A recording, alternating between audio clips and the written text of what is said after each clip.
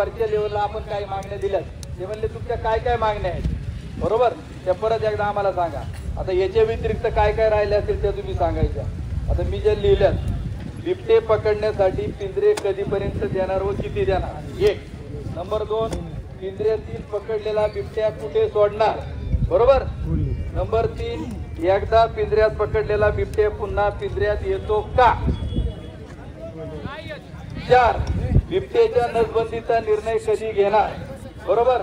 Number 5, पंतप्रधान गुजरातमध्ये बिबट्यासाठी निवारा केंद्र दक्षिण आफ्रिकेमधून आणलेल्यांसाठी उभारतात, मग महाराष्ट्रामध्ये कधी निवारा केंद्र उभारणार, बरोबर. बिबट्यांना दिसत्या क्षणी गोळ्या घालण्याचे आदेश द्या. नागरिकांनी बिबट्या मारल्यास त्यांच्यावर गुन्हे दाखल करू नये.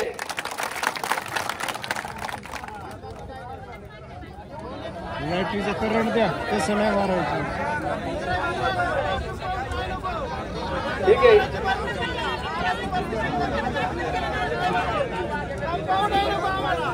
वनमंत्री असतील, आता आमदारावर बोलले ते इथं परत म्हणतील काही त्यांनी जाणून बुजून आमदार टार्गेट केला, पण लाज वाटायला पाहिजे. आमदाराला समजा इथं यायला वेळ नसतं, त्याच्या खालची जे बगल बच्चे त्यांनी तर घटनास्थळी येऊन थांबायला लागत होतं ना. रात्री 1-1, 2-2 वाजेपर्यंत आम्ही तिथे डोळे फोडून तिथे रस्त्यावरती थांबतोय, आणि तुम्ही इथे येऊन म्हणता का आमदारावर बोलायचं नाही, का नाही बोलायचं. मला सांगा ना, तुम्ही का नाही बोलायचं आमदारावरती. आमदाराचं काम नाही का तिथे यायचं.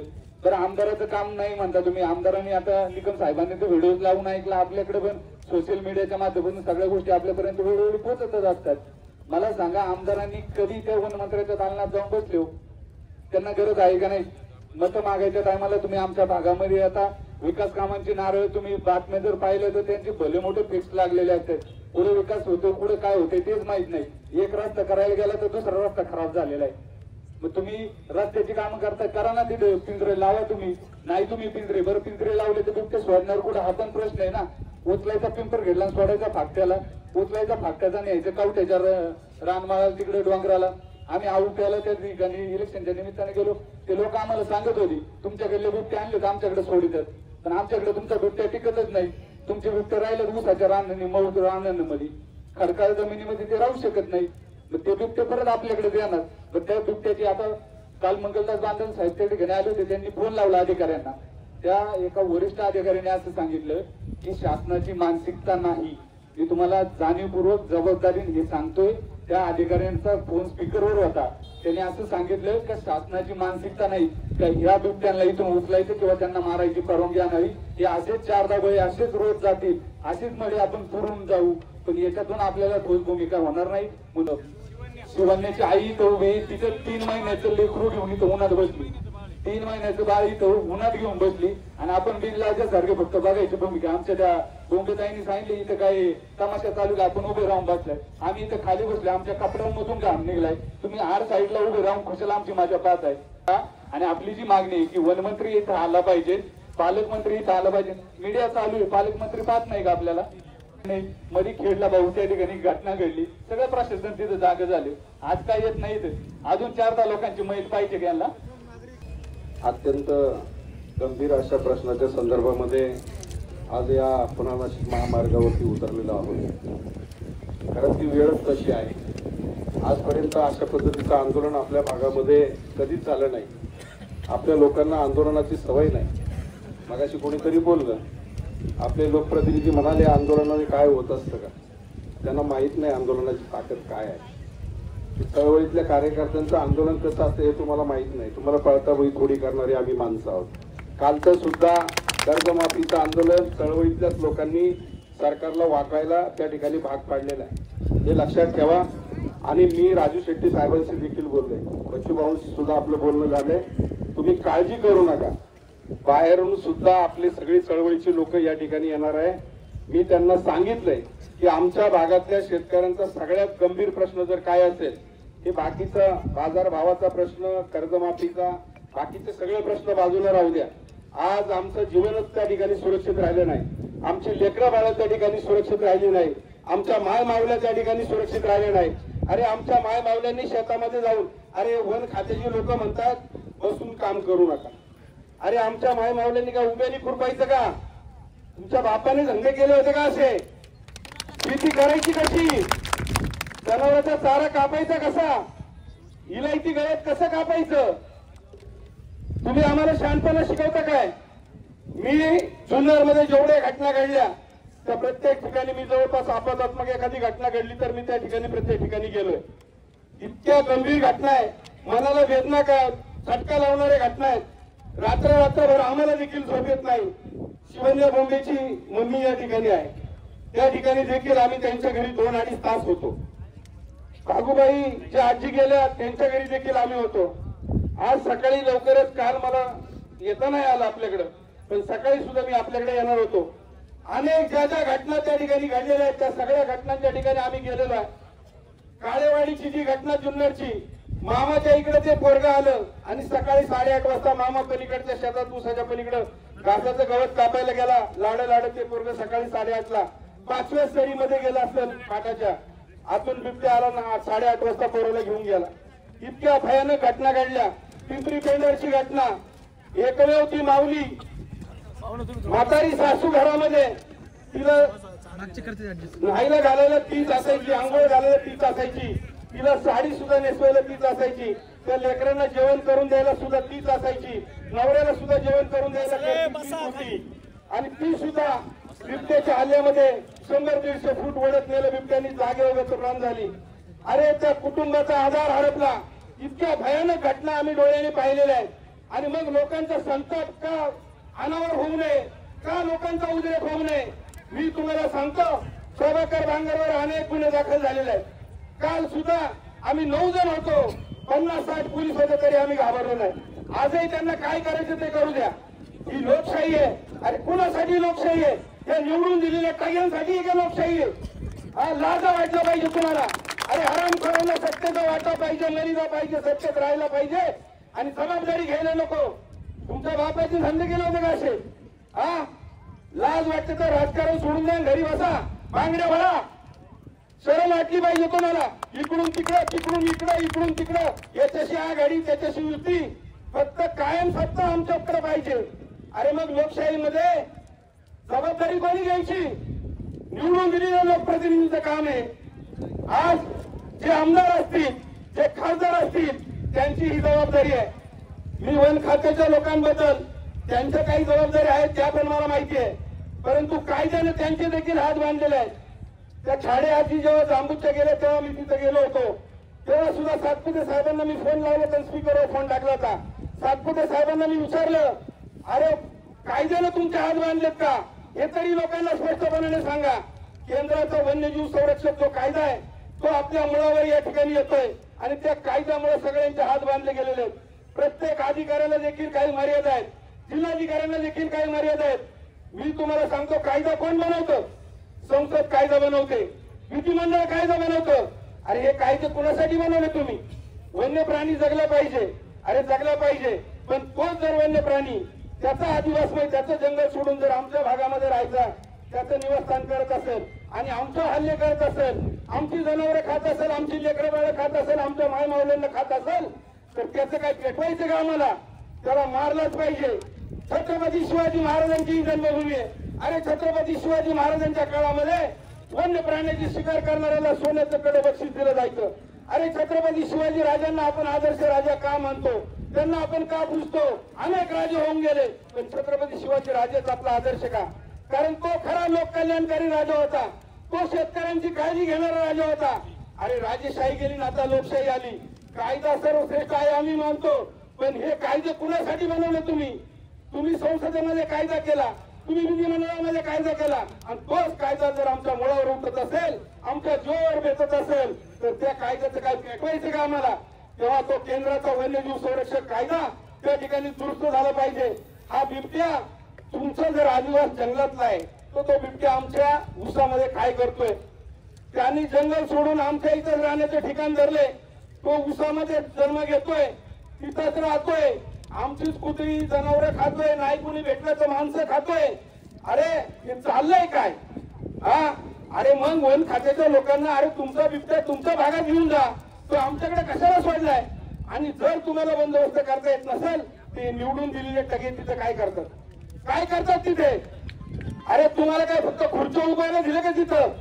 2-2, 2.5 लाख रुपये मानधन घ्यायला ठेवले काय, पेन्शन घ्यायला ठेवले काय, सुविधा घ्यायला ठेवले काय? तुमची बायका पोरं कुठं निवाऱ्याला, तुम्ही कुठं निवाऱ्याला? अरे सर्वसामान्य शेतकऱ्याचा, सर्वसामान्य गोरगरिबाचा याच्यामध्ये जीव जातोय. तुम्हाला लाज वाटली पाहिजे लोकप्रतिनिधी म्हणून घ्यायला. आणि खुर्च्या पाहिजे तुम्हाला सत्तेसाठी. जसं मी सांगतो ना, राजाचं मरण पोटकामध्ये होतं, तसं यांचं मरण खुर्चीमध्ये. यांना फक्त खुर्ची पाहिजे, खुर्ची उभारायला पाहिजे. फक्त यांना काही प्रश्न विचारायचा नाही, यांना काही बोलायचं नाही. तुमच्या बापाने ठेवली काही लोकशाही? ही लोकशाही म्हणजे जनता इथं कर भरते, जनता मालक आहे. हे कायदे सुद्धा लोकांसाठी केलेले आहे. हे कायदे जर आमच्या मुळावर येत असतील तर मग मात्र आम्हाला कायदा हातात घ्यावा लागेल. मी तुम्हाला सांगतो, कोल्हापूर, सांगली, मराठवाडा भागामध्ये ज्या पद्धतीचे आंदोलन होतात, जर आपल्याला रस्त्यावर उतरून शांततेच्या मार्गाने, गांधीजींच्या मार्गाने जर न्याय मिळत नसेल तर मग मात्र भगतसिंगाची भूमिका आपल्याला या ठिकाणी घ्यावी लागेल. वेळ पडली तर किती केसेस आपण अंगावर घेऊ, परंतु या हरामखोरांना या ठिकाणी पळताभुई थोडी केल्याशिवाय राहणार नाही. आता वन खात्याची वाहनं किंवा ऑफिसेस जाळायची नाही, यांच्या गाड्या पिटून द्या. ते जाळ्या तरी तुमच्यावर गुन्हा दाखल होणार नाही, यांच्या गाड्या जाळल्या तरी गुन्हा दाखल होणार आहे. आणि होऊ दे, काय गुन्हा दाखल व्हायचा आहे? आपण सगळे शेतकरी आहोत, आपल्या नावावर सातबार आहे. दुसऱ्या दिवशी जामीन घेऊ आपण आणि पुन्हा एकदा मैदानात करू. आम्हाला सुद्धा काही गुन्हे नवीन नाहीयेत, आमच्यावर सुद्धा केसेस आहेत. घाबरू नका, फक्त लढाईची तयारी ठेवा. आणि जोपर्यंत मी तुम्हाला सांगतो या प्रश्नाचं खरं मूळ काय, मी सांगतो 4.5 वर्षापूर्वी राजाभाऊ तुम्ही साक्षीदार आहे, प्रांत कार्यालयावर बिबट्याच्या संदर्भात पहिला मोर्चा आपण त्या ठिकाणी काढला होता, लक्षात घ्या. त्यानंतर मी आमरण उपोषण देखील केलं माझ्याच गावामध्ये, परंतु या प्रश्नाची कड लागत नाही. वनमंत्री म्हणतायत की त्या ठिकाणी आम्ही केंद्राला प्रस्ताव पाठवलाय. अरे कागदी घोडे किती दिवस नाचवणार आहात, अजून किती लोकांचा जीव घेणार आहात? आता ही लहान लहान लेकरं, आज आमच्या माय मावल्या या ठिकाणी काय दुःख असेल त्यांना. एकुलता एक मुलगा यांचा होता, आज छोटीशी कन्या यांची गेली. अरे मला सांगा, त्या माय मावल्यांनी 9 महिने पोटामध्ये त्या लेकराला वाढवलं, काय दुःख असेल आमच्या माय मावल्यांचं? मला सांगा. अरे याची जरा तरी शरम वाटली पाहिजे तुम्हाला. तुम्ही निर्णावलेले गेंड्याच्या कातडीचे आहात, तुम्हाला फक्त सत्ता पाहिजे, तुम्हाला खुर्ची पाहिजे. आरामखोराने तुम्ही मस्तवाल झालेले आहात. या मस्तवाल गेंड्यांना आता सरळ करायची वेळ आलेली आहे. वेळ प्रसंगी जर कायद्याने न्याय मिळत नसेल तर मी तुम्हाला सांगतो, दांडका हातात घ्यायची आता तयारी आहे. आता हत्यार हातात घेण्याची आता गरज आहे. वेळ प्रसंगी आम्ही मरू नाही तर तुम्हाला मारू, परंतु आता माघार घ्यायची गरज, माघार घ्यायची वेळ नाहीये. आज हे आंदोलन आपण रस्त्यावरती उतरलेलं आहोत. या आंदोलनाची तीव्रता आपल्याला जोपर्यंत प्रश्नाची तड लागत नाही तोपर्यंत या आंदोलनाची तीव्रता आपल्याला या ठिकाणी वाढवावी लागेल. एवढंच मी आपल्याला या ठिकाणी सांगतो. आणि जे जे माझे बांधव किंवा माझ्या भगिनी, ज्या मायमावल्या आणि लहान लेकरं या बिबट्याच्या हल्ल्यामध्ये मृत्यूमुखी पडलेल्या आहेत, माझ्या संवेदना त्या सगळ्या कुटुंबाबरोबर आहे. मी सर्वांना या ठिकाणी भावपूर्ण आदरांजली अर्पण करतो आणि या दुःखातून त्यांना सावरण्याची ताकद परमेश्वराने द्यावं अशी या ठिकाणी परमेश्वराकडे प्रार्थना करतो. त्या दुसऱ्या माणसाने आवाज दिल्यामुळे तो बिबट्या पळाला, पंचनामा झाला, हॉस्पिटलला ऍडमिट झाले. वन खातं म्हटलं तुम्ही ऍडमिट करा, बिल आमच्याकडे सादर करा आणि मग आम्ही बिल मंजूर करतो. बिल सादर केल्यानंतर या भागातले आरेफ म्हटले बिबट्याचं काय त्या बाबाला नख लागलं नाही, त्याच्यामुळे आम्हाला एका पैसे देता यायचे नाही. आता आपल्याला बिबट्याला सांगावं लागेल तर जाताना बाबा नख मारून जा. म्हणजे अशा प्रकारचे जर बेजबाबदार अधिकारी इकडे असतील ना, त्यांच्यावर कारवाई झाली पाहिजे. अधिकाऱ्यांनी कालच सांगितलेलं आहे, त्यांनी सगळ्या जनतेचा आक्रोश पाहिलेला आहे. त्यांच्या डोक्यात एकच बसले, आपण गेलो का लोक माग आपल्याला पाठवणार नाहीत, त्याच्यामुळे ते उपस्थित नाहीत. त्यांना काय आपलं घेणं देणं नाही म्हणून आपलं म्हणे मंत्री निकम साहेब म्हणतात फॉरेस्टच्या अधिकाऱ्यांनी ठरवलं. आता लोकांचा आक्रोश बघितलेला आहे, त्यामुळे जर कोणी जवळ आलं तर त्यांचं काही खरं नाही. त्यामुळे आजूबाजूला अधिकारी या ठिकाणी येत नाही. परंतु या मोर्चाच्या माध्यमातून आमचं त्यांना जाहीर आव्हान आहे, अशा प्रकारची जर लोकांची अडवणूक केली, हा मोर्चा तुमच्या घरावर येईल, कार्यालयावर येईल, एवढं तुम्ही लक्षात ठेवा. येणार ती दहशत भीती पुन्हा चोरट्याची, दरोडेखोराची किंवा कुठल्या दहशतवाद्याची नाही, तर बिबट्याची दहशत आहे. कारण शेवटी तो जो प्राणी आहे तो काय सांगून समोर आपल्या येत नाही. कुठेतरी आडोशाला, अडचणीला लपून बसतात, दबा धरून असतात आणि एकट्या दुकट्या लहान लेकरं असू द्या, वृद्ध माणसं असू द्या, कुणावरती झेप घालून त्या ठिकाणी त्याचा जीव घेण्याचं काम करतात. आता चेअरमन साहेब बोलले, आज आपण पिंपरखेडच्या घटनेच्या बाबत गेल्या महिनाभरात 3 घटना घडल्या आणि त्या सगळ्या भावनेतून आपण या ठिकाणी उपस्थित झालो. मगाशी आदरणीय निकम साहेबांनी वन विभागाचा जो काउंट सांगितला 55 मृतदेहांचा त्यांनी मगाशी संख्या सांगितली. 55 मृतदेह. जुन्नर तालुक्यात ज्या ठिकाणी घटना घडतात त्या प्रत्येक ठिकाणी आम्ही उपस्थित आहे. किती जणांचं साठवण करायचं, किती कुटुंबांना आधार द्यायचा. कालची रोहनची घटना घडली, जुन्नर तालुक्यात आळेला आमची घटना घडली, कुमशेतला घटना घडली, तेजवाडीला घटना घडली. प्रत्येक गावागावात घटना घडतात. आळ्यामध्ये सुरेश भाऊ आपलं शिवाश नावाचं 5 वर्षाचं लहान लेकरू होतं. रोज शाळेची गाडी यायची, आईचं चहा बिस्किट आईची तयार ठेवायची. आपलं शिवाशी चहा बिस्किट खायची. ज्या दिवशी घटना घडली ना, लेकरू आलं तसंच बिबट्याने बाहेरच्या बाहेर ओढून नेलं. चहा बिस्किट रेडी होत आणि बाप पळत गेला. बापाने हातात सगळी बोडे घेऊन आला, रक्तानी भरलेली. आम्ही 8 दिवसांनी गेलो तरी चहा आणि बिस्किट तसंच होत. माऊली म्हणायची चहा बिस्किट उचलू नका माझा शिवाशी. किती दिवस त्या माऊलीने वाट पाहायची लेकराची. शेवटी त्या माऊलीने औषध घेतलं. साहेब आळेपाड्याच्या हॉस्पिटलमध्ये माऊलीला ऍडमिट केलं. इतकी वाईट आमच्या प्रत्येक कुटुंबावर घटना घडली. काय करताय वन विभाग? काय रिपोर्ट मांडवता नेमकं तुम्ही? गणेश नाईक साहेबांची आम्ही त्या दिवशी पत्रकार परिषद पाहिली. एसी ऑफिसमध्ये बसले, मांडे रुमांडे घालून बसले. का रे एकदा तरी आले आमच्या जुन्नर तालुक्यात, आंबेगाव तालुक्यात ज्या ठिकाणी बिबट्या क्षेत्र आहे? का नाही आले तुम्ही इथे एखादी घोषणा करायला? कुठल्या कुटुंबाचं तुम्ही आसो पुसले? कुठल्या माऊलीचं आसो तुम्ही पुसलं? वनमंत्री आहेत ना? आला का आंबेगाव तालुका वनमंत्री? जुन्नर तालुक्यात नाही आले, पुणे जिल्ह्यात कोणीच नाही आले. हा खरं तर हा ठोस निर्णय झाला पाहिजे. आज आपल्या इथं ज्या तीव्र भावना आहे, मी अनेक उदाहरणं खरं तर सांगू शकतो. तेजवाडीची जी घटना घडली ना, तेजवाडीची ती बहीण म्हणायची आम्ही दादाला मी कधी राखी बांधतो. चंदाताई तुम्हाला माहिती आहे, लहान लेकरं म्हणजे आम्ही कधी राखी बांधू दादाला. काय अवस्था करून ठेवली तुम्ही. आज खरं तर पोलीस डिपार्टमेंटला माहिती आहे, पोलीस डिपार्टमेंटचं काम चांगलं आहे, परंतु एखाद्याला खर्चटलं तरी पोलीस डिपार्टमेंट त्याच्यावर कारवाई करतं. माणूस यारोड्याला जातो, जेलला जातो. पण इथला आरोपी मोकाट आहे. 55 मर्डर केले, 55 मर्डर, खून मारायला लागला. आता बळी आपण म्हणतो ना, नुसतं बळी, खून मारायला लागल. पण इथला आरोपी मोकाट आहे, कारण त्याचं नाव बिबटे आहे. काय कारवाई करते वन विभाग? इकडचा बिबट्या काढायचा, तिकडे बिबट्या सोडायचा. आमच्या वर मावळ भागात कधी बिबट्या दिसत नव्हता.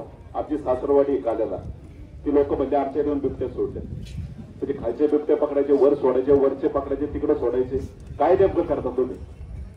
काल मी पुढारीला बातमी पाहिली की जुन्नर तालुक्यात 1000च्या वर बिबटे झाले. 1000च्या वर. फक्त अनलिगली काउंट असेल मला वाटतं. पुढारीची बातमी पाहिली मी.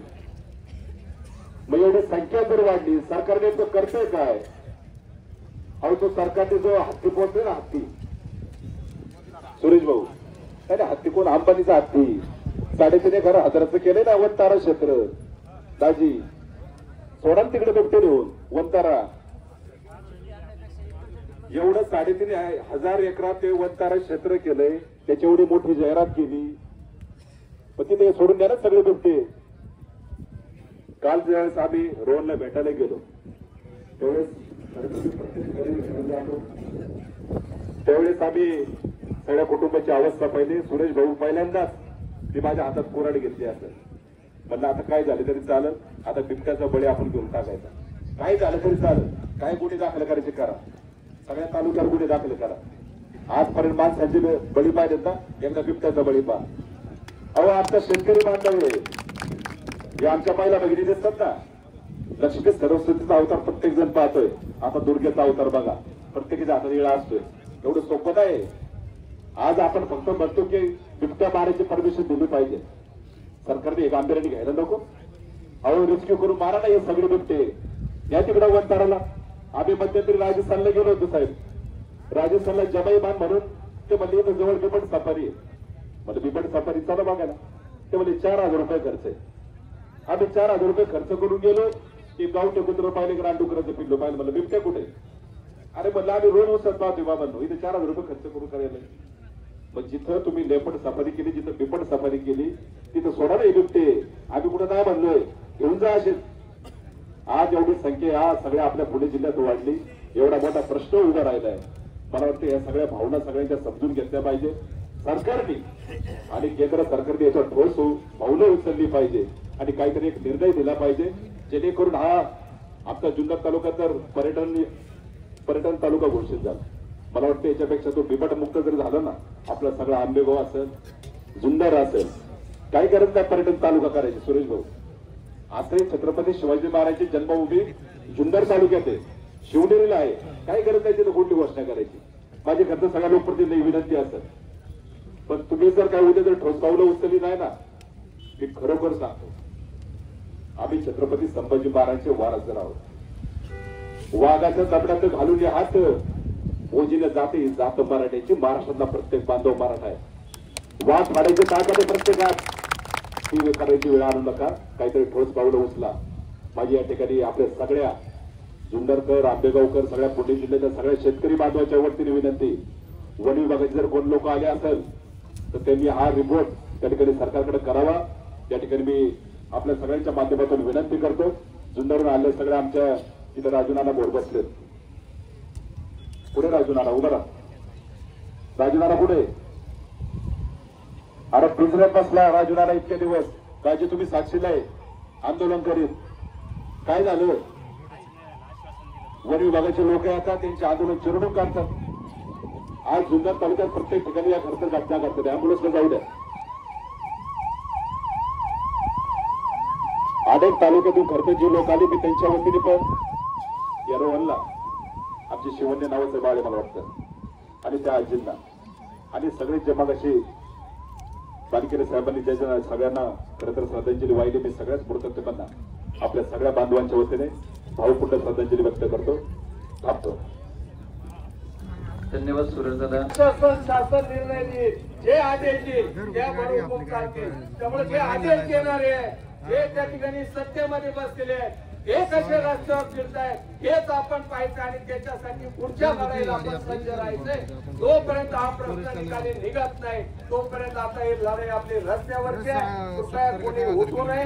गोंधळ घालणारे असतील, चेअरमन साहेबांनी सांगितलंय, सुरेश भाऊंनी सांगितलेलं आहे, कृपया हे गोंधळ घालण्याचं ठिकाण नाहीये. ज्या वेळेस आपल्याला लढाया करायच्या, तुम्ही त्या बाजूने आहेत, आम्ही या बाजूने, आम्ही लढायला सज्ज आहे, पण ती मैदानं वेगळी आहेत. आज हा भावनिक प्रश्न आहे. ज्याची लेकरं गेले त्यांच्या डोळ्यातल्या अश्रुकडे पहा. तुम्हाला राजकारण करायला खूप ठिकाण आहे, खूप जागा आहेत आणि आम्ही त्याला उत्तर द्यायला समर्थ आहोत, सज्ज आहोत. पण आज ज्या कारणासाठी रस्त्यावर उतरलेलं आहे, कृपया हात जोडून विनंती आहे, या ठिकाणी कोणी त्याला वेगळं स्वरूप देऊ नये. जो हा आपला आंदोलनाचा कार्यक्रम चालू आहे, तो कार्यक्रम आपल्याला न्याय मिळाल्याशिवाय आपण या ठिकाणावर उठता कामा नये, एवढीच विनंती करतो. आणि जे आत्मे आपल्यातनं गेलेले आहेत त्यांना आपल्या सर्वांच्या वतीनं विनम्र अशी आदरांजली अर्पण करतो आणि थांबतो. जय हिंद, जय महाराष्ट्र. सगळ्यांना विनंती आहे, थोडस आजूबाजूच्या आपल्या सहकारी मित्रांनी खाली बसावं. अगदी त्या दिवशी भर मुसळधार पावसात कृपया बोलू, फक्त ऐका जरा कृपया. राजाभाऊ, आम्ही कालच आंदोलनामध्ये सांगितलं होतं का रस्त्यावर राजाभाऊ बानखेडे यांना विनंती करतो.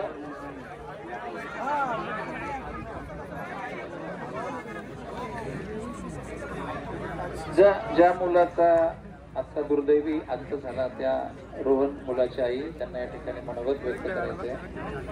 माधुरीताई बोपे. आणि कृपया आपण सगळ्यांनी विनंती, आपल्याला खाली बसायला.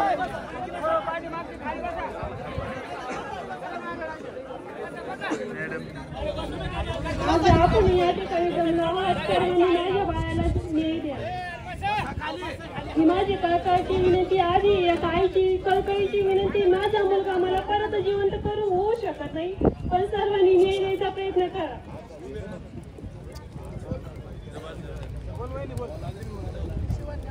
त्यानंतर 12 तारखेला थोडं मागे सर, थोडं मागे सर, सरपंचाला बोलतो काही सर मागे तू बोलतो, काही मागे सर. तू की ज्यावेळी 12 तारखेला घटना झाली शिवण्याची, त्यावेळी देखील रास्ता रोको झालं. 22 तारखेला जांभूळला घटना घडली. डोले साहेब आपले थोडे लोकांना मागे डिपार्टमेंट आणि मीडिया जरा एका बाजूने थांबा कुठेतरी. मीडिया की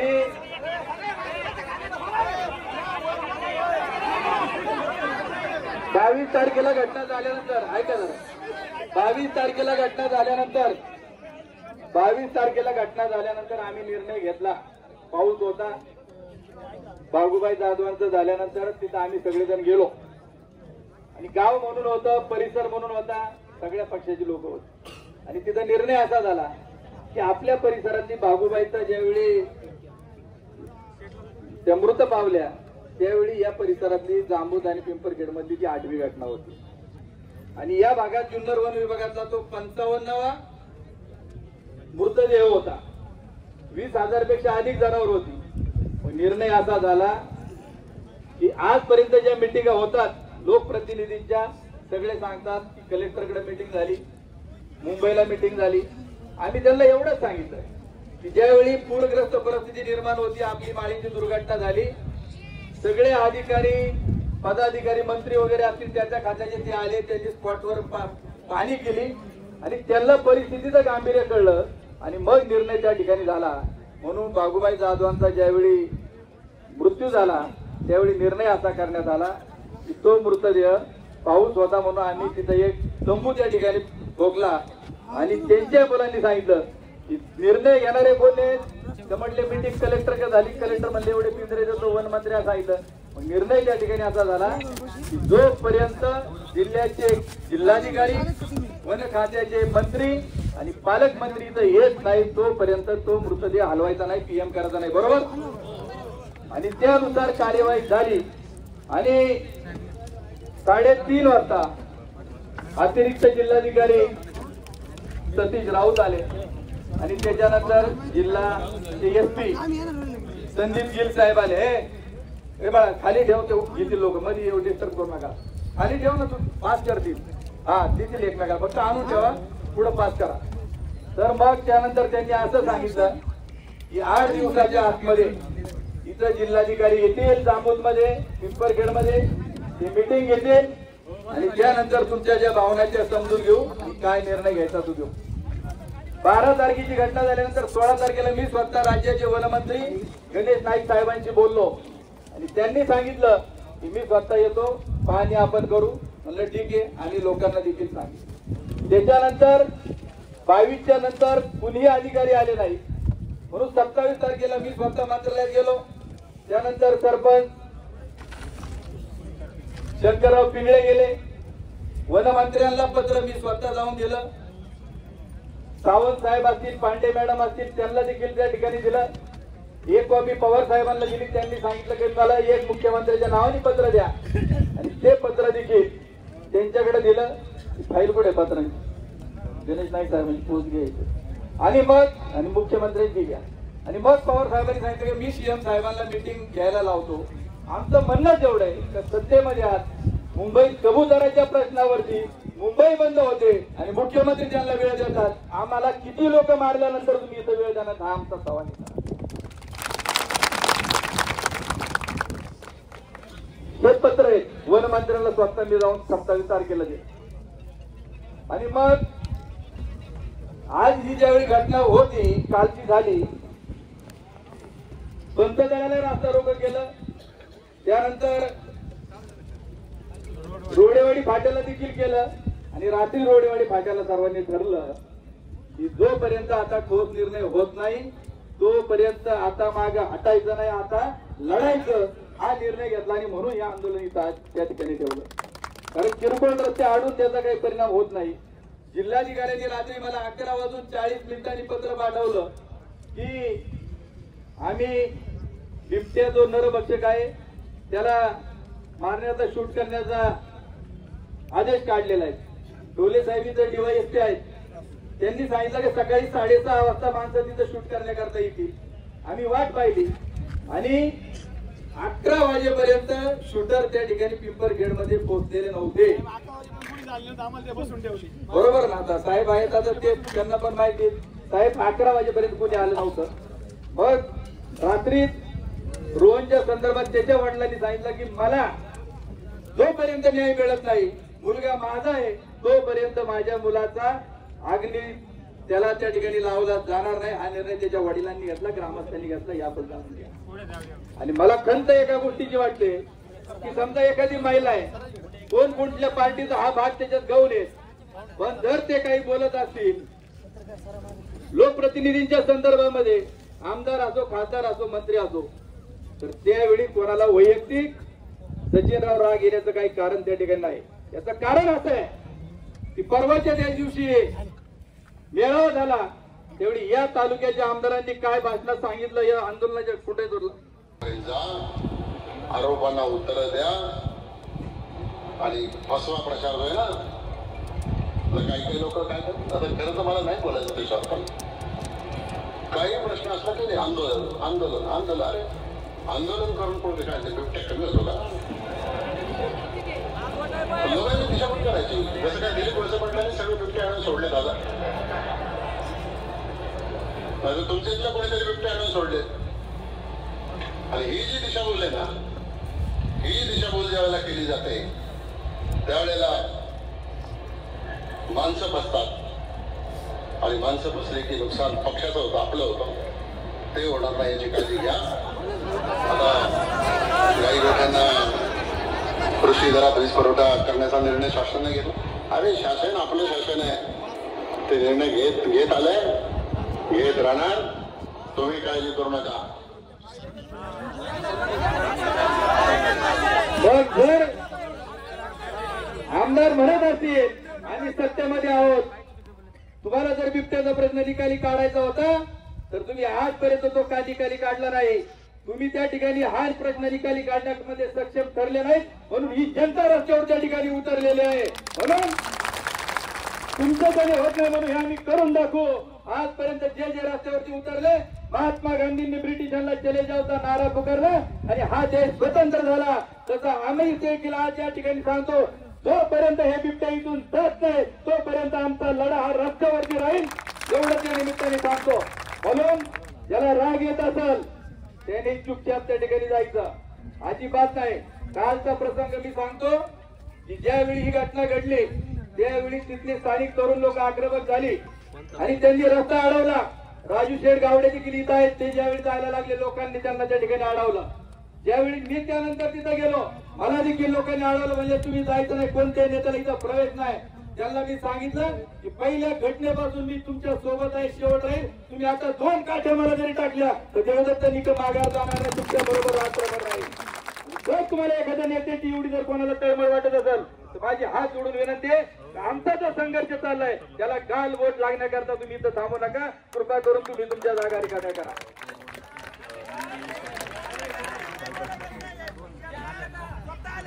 आणि म्हणून ठीक आहे,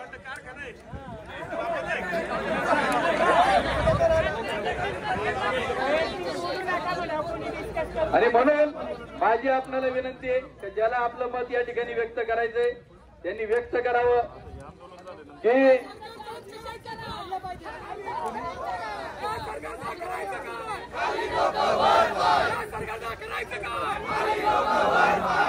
म्हणून आम्ही आता ठरवलंय, जोपर्यंत जिल्हाधिकारी, वनमंत्री, पालकमंत्री इथं येत नाहीत, आमदारांचा विषय नाही. ऐका, आमदारांनी सांगितले आंदोलन करून बिबट्याचा प्रश्न मार्गी लागणार नाही, त्यामुळे त्यांचा विषय आपण काढू नये, ही माझी हात जोडून त्या ठिकाणी विनंती आहे. आणि मी खासदारांना देखील सांगितले, तुम्हाला देखील जनतेच्या बाजूने त्या ठिकाणी उभं राहावं लागेल, तुम्हाला या ठिकाणी यावंच लागेल. इथं कुठल्याही पक्षाची आम्ही त्या ठिकाणी अजिबात काही त्या ठिकाणी करणार नाही. ज्याला निवडून दिलं त्याचा काम आहे जनतेच्या पाठीमागे त्या ठिकाणी सक्षमपणे उभं राहायचं. शेतकरी बांधवांना आणि भगिनींनो, खरं तर आपल्या या जुन्नर वन विभाग क्षेत्रामध्ये जुन्नर, आंबेगाव, खेड आणि शिरूर हे तालुके